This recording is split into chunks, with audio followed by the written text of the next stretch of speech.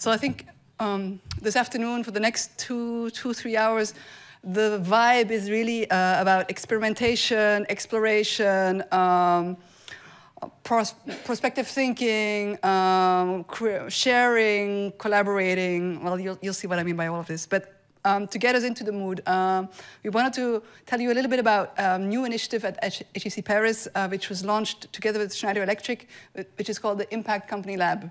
And so, without further ado, I wanted to invite Maureen and also Gilles, who is actually the Chief Citizenship Officer of Schneider Electric, who's been a sponsor for many, many years of things we do at HEC, who's been co-creating many things we have realized with, at HEC.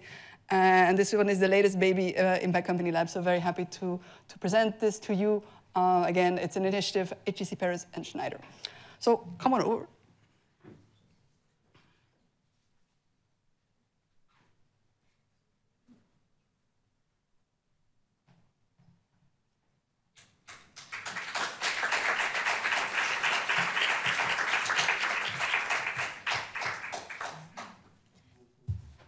Thank you so much. I'm so excited to be here. Gilles, Gilles is gonna plug in right after. So there's gonna be 2 sets of slides. So there's 3 slides by me and 3 slides by Gilles. And I took notes because I was told to keep to the 15 minutes. So, my name is Maureen Siliano, and I'm the executive director of the new Impact Company Lab. A pretty cool job. I joined HEC about 9 months ago. And so, I joined for the Impact Company Lab that was the vision baby of Schneider and of Gilles, who will be surprising us at some point. What is cool about the Impact Company Lab is that it's a new structure.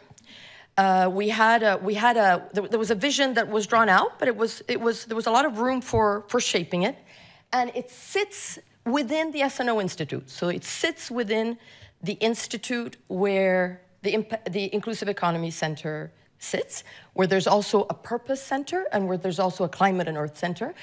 But we look at things more transversally. So we look at things that are more systemic, really bringing the 3 pieces together. I'm the executive director, but Marieke, on top of being the director of the Inclusive Economy Center, on top of being a big strategy professor, on top of being a mom and an artist and an athlete, she's also the academic director of this Impact Company Lab. And so back to this. So sitting within the S&O, but positioned in a way that we'd really leverage all the incredible assets of HEC and its ecosystem to work with companies, to collaborate with companies, to build a transition that is both effective and just. So not just effective and just, that we're considering the people that are most concerned. And HEC has incredible assets. I mean, of course it's got the S&O Center, but it's got the Entrepreneurship and Innovation Center. It's got incredible faculty and researchers that are here today. It's got a network of partner schools, and many of you are here today. There's HEC Paris, there's students. So, and there's alumni. There's 74,000 alumni in 111 countries. So those are pretty formidable assets to be able to exchange with and to forge connections with as we think about a future in a more holistic and systemic way. All right, so what does the HEC Impact Company Lab do? We deliver value on three fronts, and I'm going to give you more examples, but kind of at a high level, there's 3 things we strive to do, and they're not in order, but we just put them one after another. So the first thing is, everybody today, all companies, or many companies, call themselves impact companies. But who are those frontier leaders?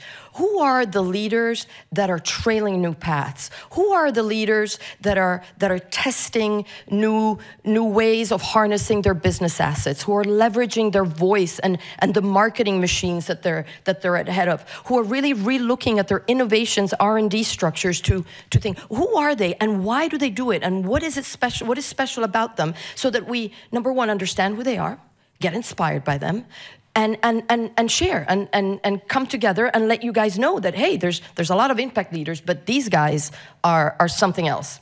That's the first thing. The second thing is we look at some of the universal business impact-related challenges that nobody has cracked yet, and not that we have an ambition to do it alone, but what else could we be looking at? What is not being looked at? What is the bold thinking that we could, again, leverage within HEC to potentially think about things from different angles? So this is about kind of what we call the bold thinking, future-focused bold thinking.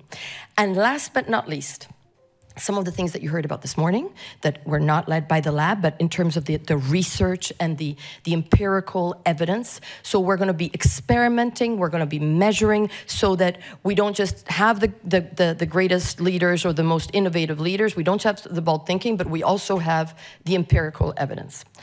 Okay, this is my last slide. Some examples, and these examples, we've bucketed them just to be able to explain them to you, but they actually kind of come together, all come together, but just we've deconstructed them for you to understand the types of things we're looking at.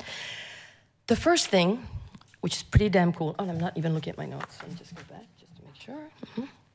Okay, the first thing is we're leading initiatives that we call prospective learning initiatives. One of these initiatives is, and it almost feels strange to call it an initiative, is called Voices of the Future. As we think about a just transition, where are the people who have most at stake? Where will the challenges and opportunities be concentrated? And as Marieke, the team, and the SNO team, and I looked at this, we decided to focus on what we refer to as the mega cities of the world.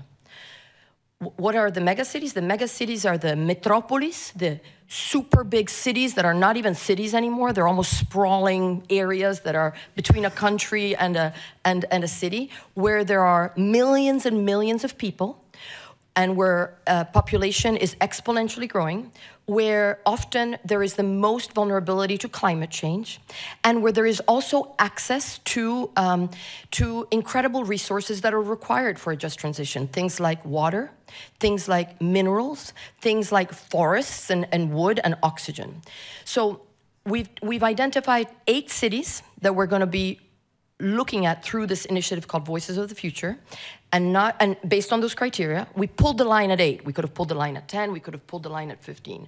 But the 8 top are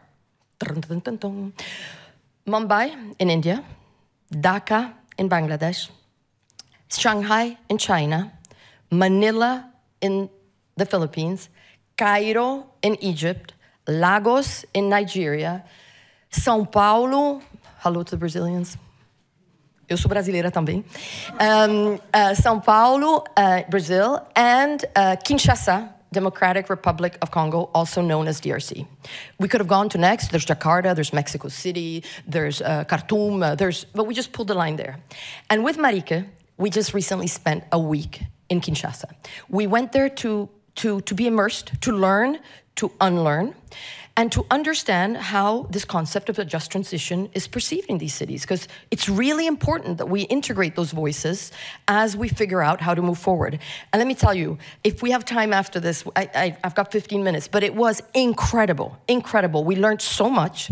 And just to give you a few highlights, one was the narrative of Kinshasa when you're here and the narrative when you go there. It's incredible. So over 110 million people in the country, over 20 million people in Kinshasa alone. 50% of them are under 18. I don't know where the doctor is, but I know there's also older people, but there's a lot of young people. The population is growing exponentially. By 2075, Kinshasa will be the biggest city in the world from a population perspective and from a geographic size. So much potential. People said Congo-Kinshasa is a poor place. Well, it certainly doesn't have a lot of infrastructure, but it has all the assets required to potentially, if they were leveraged, if they were invested in, if there was more attention on a just transition, they really have everything that it would take to become a very prosperous country that can actually lead a just transition. So really a lot of paradoxes. When we were here, people said, oh, are you guys going there for a humanitarian initiative? And no, we're not. We're going there because a school like HEC and its partners needs to know the realities in these countries, and we're just going there to start learning, and then we're going to bring people here, and we're going to go back there. So Voices of the Future, São Paulo is probably next, so we'll talk. And Gilles will confirm that. What we also did last Friday we did an experimental event called 2050 Now. We brought together a group of 320 students, researchers, professors, business leaders, and we went back and forth in time to explore some of the business decisions that and the longitudinal effects of business decisions. So we basically had a bit of an immersive session, and then we had theater where we watched a young woman who was in Kinshasa, who worked for a European company in 2024, in 2035, and in 2050. And it was theater, and there was decisions that were made that were good decisions, and some decisions that were made that were not very good decisions. But we watched how those decisions had kind of a snowball effect, and then we went back, and the audience was able to change those decisions. Now, it was a bit messy at times. There were some surprises, but the point is that 2050 is only 25 summers away. So the more we're armed with understanding a little bit of what we do know about 2050 in terms of mega trends and mega cities, the better we can prepare for it. Enough on the prospective learning, but you get the gist. Second, very much linked, it's this exploration and research. So research on really transversal topics that are critical to enabling a just transition. They're very broad, they're quite universal, things like authenticity versus bullshit. And that is the name of the research, right, Marieke? That's the name of the research, so I'm not just taking a liberty to swear. The limits of social capital, on social capital limits of growth. Exploration and research on the emergence of institutions and community self-organization. And last but not least, on system change for greater connectivity. Super interesting topics that are applicable to us here and are applicable to people in the megacities and are applicable to many parts of the world. And last but not least, an area that is quite unique to the lab, to the Impact Company Lab, led by Marieke and some of her colleagues, that is really about randomized control testing. As we explore, so there's the learning, there's the big thinking, and now let's just actually experiment, measure, and explore through randomized control testing, so that we can figure out what works, what doesn't work, what drove, what are the convergence of levers that are working together to drive these, and so that we can start building a body of empirical evidence linked to some of these topics. Okay, so that's what we do. Before I leave, and before I introduce Gilles, we need to be exchanging with people. We need your ideas. We need your feedback. We need to collaborate with you, because this is not supposed to be a little thing in the Impact Company Lab. It's really a bit of a movement. So we welcome your ideas. We hope to speak to you at the end of this event and after, and to work with you to connect all the dots. So thank you. And on that note, I'm going to introduce the visionary, the mastermind behind the Impact Company Lab, Gilles, who is going to be with us for an hour. Not on stage, but with us. So you can listen to him now, and then maybe you can ask him some questions. Thank you, Gilles. Thank you.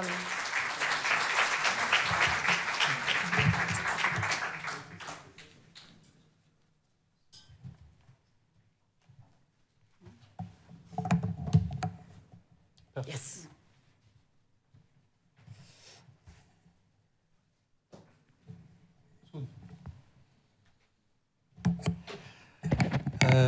I'm very happy to be with you, and it's true we are partner HEC and Schneider Electric for a long time, more than 10 years, certainly 15 years.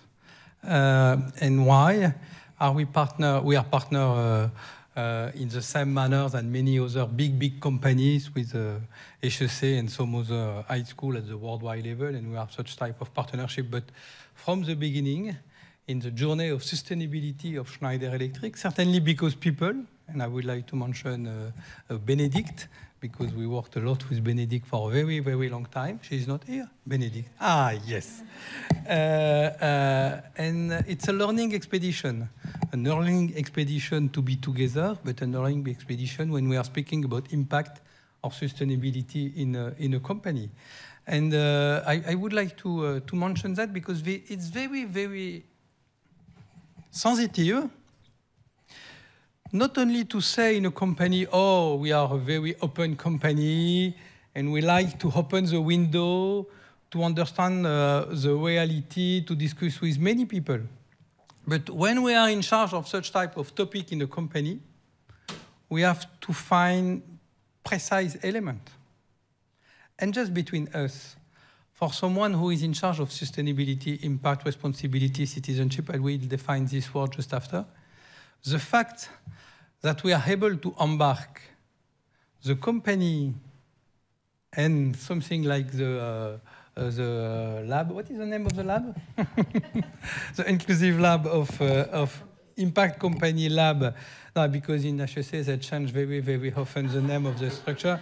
And it's certainly a manner to stay young.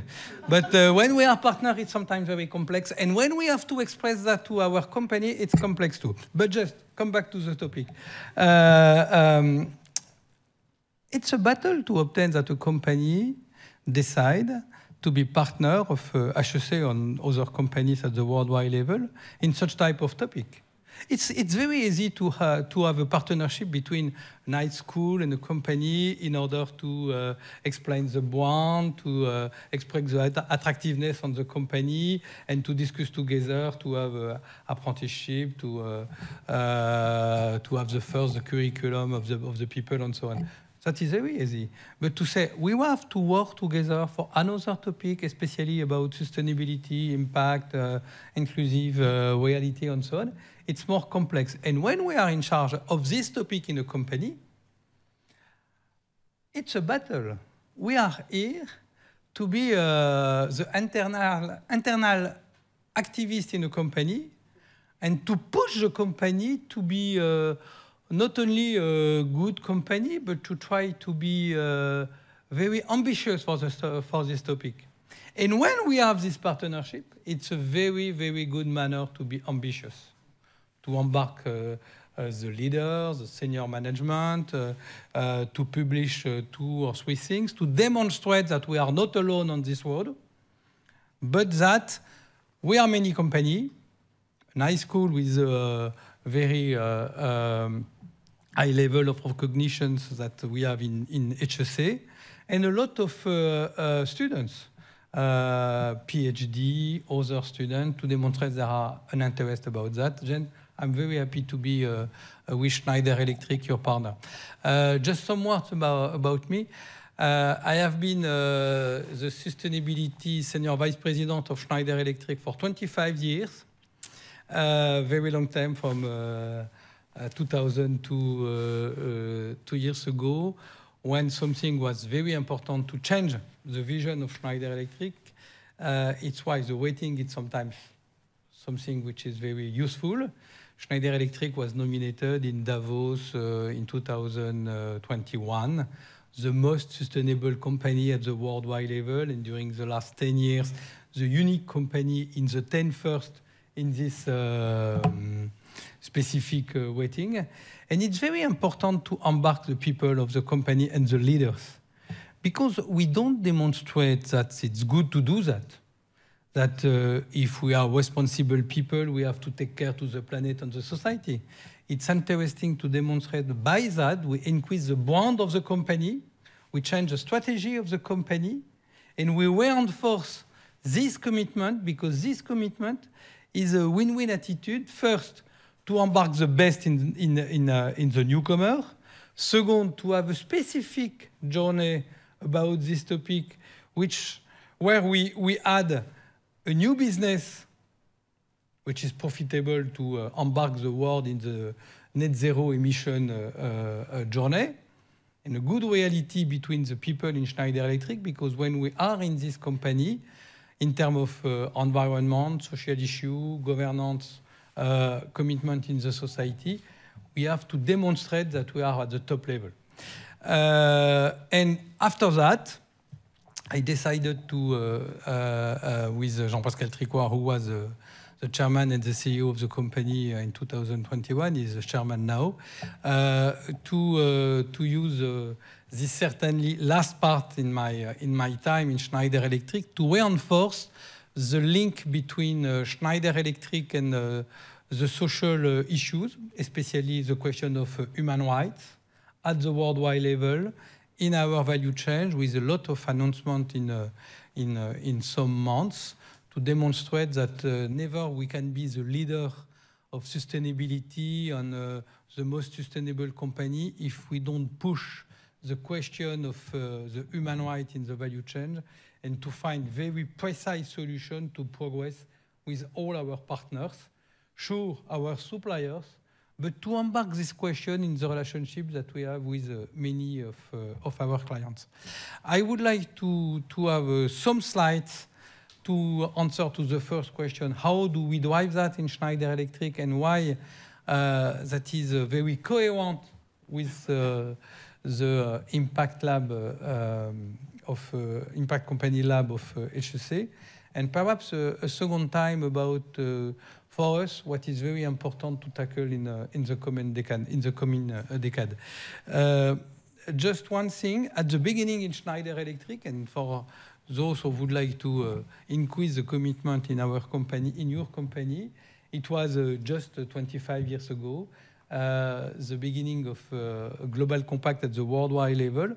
This document is very interesting because that could be the foundation of the Impact Company Lab of HEC. We have everything in these 10 principles. And just to have that in mind, the 10th principle was decided after, in France, by the commitment of Jacques Chirac.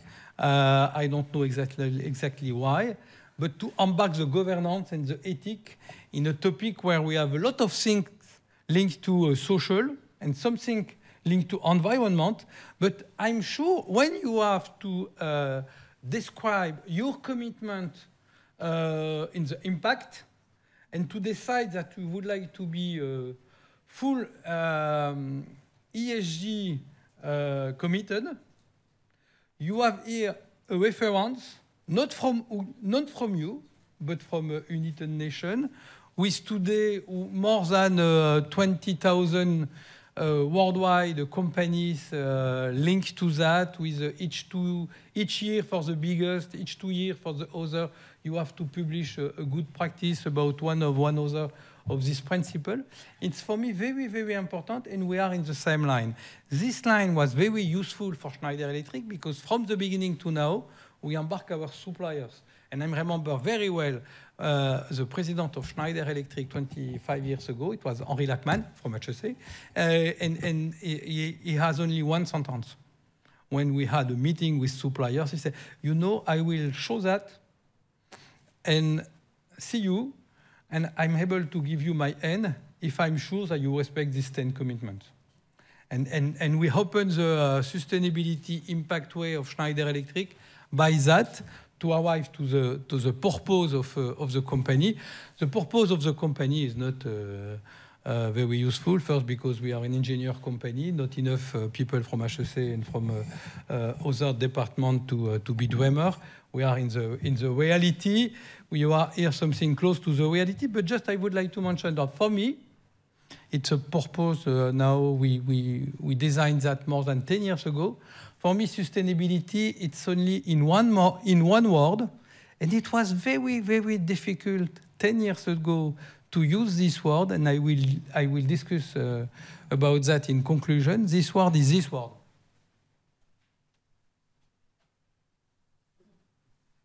Because normally, in French or in English, we have to speak about our own resource on energy.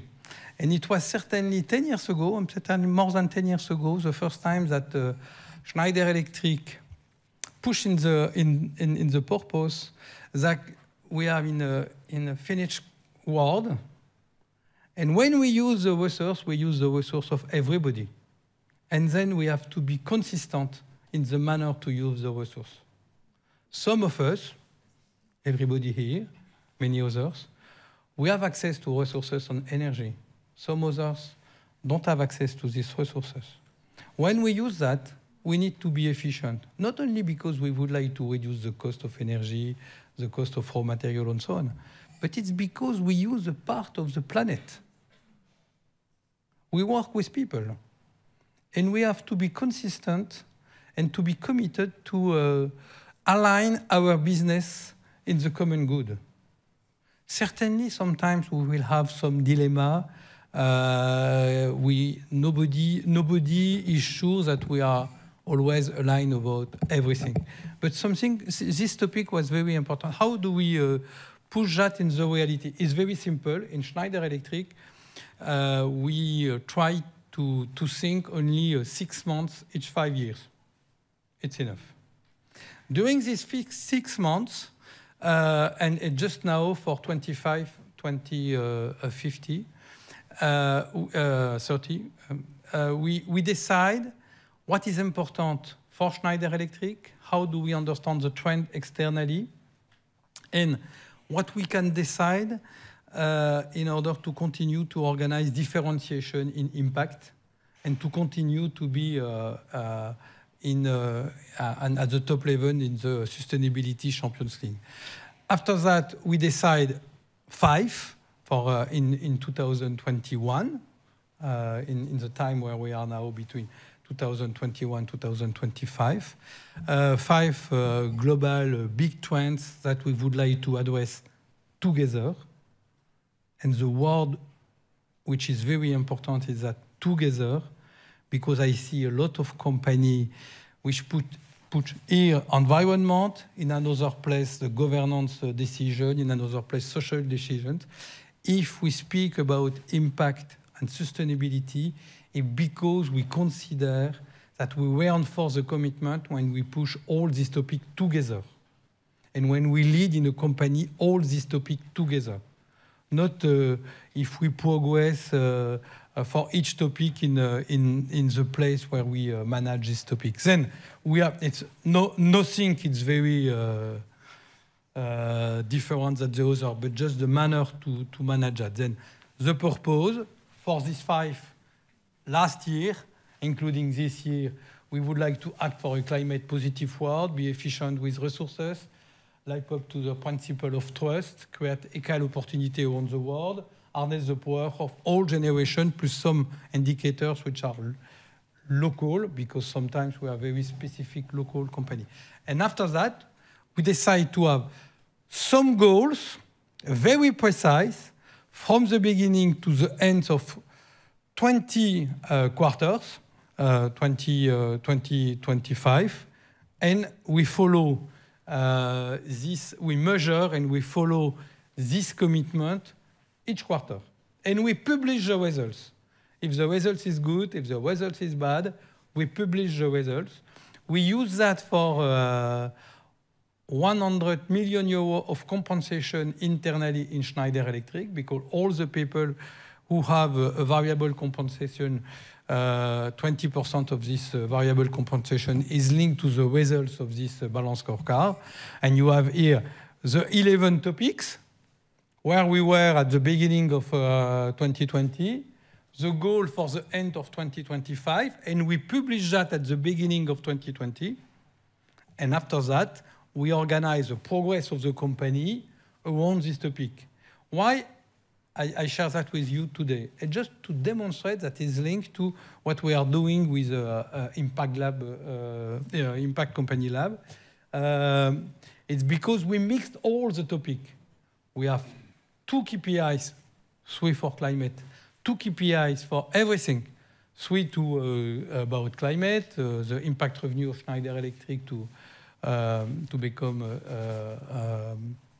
greener, how we help our own customer to reduce their own carbon emissions. Some people are speaking about Scope 4. It's for the specialists of this topic. How do we support our suppliers to divide by half their own carbon emission, because we know that the Scope 3 is the main topic for all the industrial companies, and we are partner of our first 1,000 suppliers to support them to reduce their own carbon emission and to use that to be in a way of sustainability. 2, about resources. 3, about trust. Nothing is possible without trust. And this question is key in the middle of this barometer and in the manner to push sustainability in a company. We have to embark all the topics linked to ethics, which is very important. Equal opportunity, it's just in this case to increase gender diversity in Ewing. In frontline management, it's the 15,000 first position in Schneider Electric. In leadership team, it's 1,500 first position. It's not very, very easy to progress in 5 years in this manner, but it's certainly something which is very important to provide access to electricity for 40 million people at the bottom of the pyramid, and to be innovative for that. New business model, new products, new solution, thanks to renewable energy, mini-grid, digital. And we learn a lot by this experience for that when I come back to Benedict in the reverse economy to use the innovations that we have at this place for some others. Generation, because we consider that we have to be very active when we are a responsible company to transfer skills, and we measure that, and we would like to double the opportunity of intern apprenticeship, fresh graduate at the worldwide level, and to train 1 million people at the bottom of the pyramid about electricity. It's today more than 200,000 people this year at the worldwide level, with more than 500 partners. And we consider it's certainly the first responsibility in a company to transfer skills. We can speak about a lot of things, but when we face Africa, for example, in Africa today, we have enough electricians. Just if we want to electrify 20% of Africa. If we consider that only 20% of African people must have access to electricity, we have enough electricians. If we would like to have electricity in the villages, in many different places, we need to have more skills. The big topic is a question of skills. And secondly, when we are speaking about skills, we are speaking about development of people. We are speaking about how do we reduce all the things against child labor, for example. Because when we train people, you embark the people to have a job, to be able to have a family, a place to live, and so on. Just, it's certainly the most important mobilization of Schneider Electric to be an impact company. It's to embark the people at the bottom of the pyramid. I would like to come back to that just after. And just to demonstrate that I'm not only a dreamer, and if we have to explain that to the others, Schneider Electric is proud to be very often at the top level in many different measurements from different agencies. You know this agency, the Global 100, I mentioned that for the one MSCI, Sustainalytics, EcoVadis, Dow Jones, and so on. And you can see is that, not the rating for Schneider, it's not totally for you, but just in the middle. When we have a survey about the survey, and we evaluate how are we able to be at the top level in the middle of all the company, and very often between 8,000 to 20,000, with an exception, EcoVadis, which is, if I remember well, today 60,000 company. But the others is more the biggest company. You can see the right part. It's a lot of questions linked to human rights, social reality in the company, prosperity for people, not only the question of environment. When I see many companies, they consider that because they tackle the question of environment, because they have new innovation, new business models, they reduce carbon emission, the job is done. But it's not enough to be in the top level of the impact league. For that, we need to have a lot of commitment in many different topics and to leave this commitment in coherence. Just, we need to be humble with this topic. It's not easy. Many companies have a very difficult job to organize the adjustment to the Sustainable Development Goals and the common good. But it's a unique way for the planet, for the society, and in fact for the company. That takes time. We need to have a very big transparency for the company to express where they would like to be in 2050. It's very easy to have the answer for the company in 2050. You can see today, all the company will be carbon neutral in 2050. You can find that in all the internet sites. But what is very important is what's happened in the next 5 years, in the 5 years after, and to have a very precise, transparent, measurable plan to go in this position. And never to speak only about environment. I was in many conferences during the last 6 months, and it's very interesting to see how many people are speaking about just transition. Today we consider, and we have Jacques here from the Action Tank Business on Poverty. For us, it's certainly an evidence. But when today we can see many people in the COP28 in different places, and I will have some slides from the Club de Rome to express that never we will have a transition that is not a just transition. If you are an expert of internet, you can see that never 5 or 10 years ago, this topic was at the top level of the discussion. It's just a new topic to consider that never we can have only the trust of new technology, new innovation, new regulation, and everybody will follow that, will support that, will be able to be interested and active on this topic. When we are speaking about just transition, we are just in the middle of our discussion. And it's because in the last 20 years, certainly, we were so many focused to environment and carbon. Sure, the question of climate change is a topic of the century. But certainly, to be able to tackle this topic, we don't have to speak only about this topic. It's because we are able to have an holistic vision, to understand the people, to be adapted country by country, continent by continent, to different manner, to embark the people. And I was very interested 1 month ago. This slide is not from me, but from Sandrine Desclèves, the woman who is president of the Club de Rome, to express that the elephant in the room, it's inequality.